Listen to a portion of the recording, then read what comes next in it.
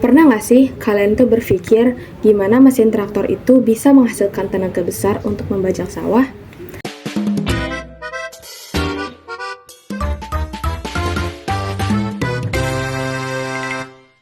Halo, kenalin nama aku Faiza Intanabila dari Program Studi Teknik Biosistem Institut Teknologi Sumatera. Di sini saya akan menjelaskan gimana tenaga itu tercipta dari mesin 2 tak, 4 tak, hingga mesin diesel yang digunakan pada alat bajak sawah. Yang pertama, mesin 4 tak.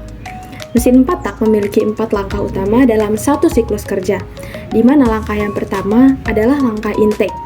Piston bergerak turun dan mengisap campuran udara dan bahan bakar ke dalam silinder. Lalu yang kedua ada langkah kompresi, di mana piston naik dan menekan campuran tersebut hingga rapat. Lalu yang ketiga ada langkah power, di mana busi memercik api dan campuran terbakar, lalu gas panas mendorong piston turun, dan disinilah tenaga dihasilkan. Lalu yang keempat ada langkah exhaust, di mana piston naik kembali dan membuang gas sisa pembakaran.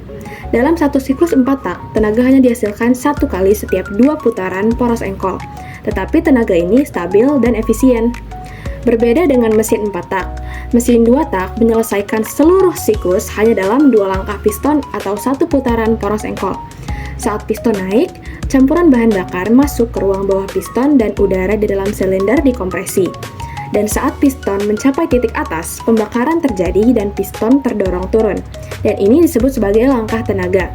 Ketika piston turun, gas buang keluar dan campuran baru masuk bersamaan melalui port samping.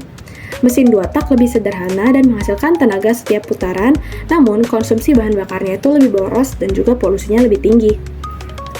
Dan mesin bensin disebut sebagai spark ignition engine, di mana pembakarannya itu dimulai oleh percikan api dari busi. Sementara mesin diesel adalah compression ignition engine, di mana hanya udara yang dikompresi sampai sangat panas, lalu bahan bakar disuntikkan dan terbakar sendiri. Mesin diesel punya torsi besar di putaran yang rendah, sehingga cocok untuk menggerakkan alat berat seperti traktor dan juga alat bajak sawah. Pada alat bajak sawah, tenaga itu dari mesin diesel diteruskan ke transmisi dan poros penggerak, lalu ke roda.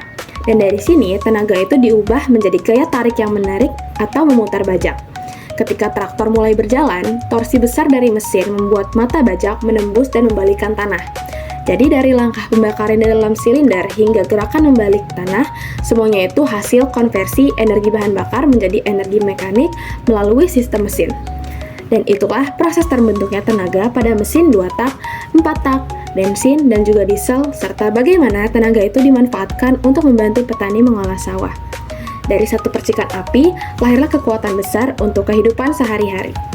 Sekian yang dapat saya sampaikan, kurang lebihnya mohon maaf. Terima kasih. Wassalamualaikum warahmatullahi wabarakatuh.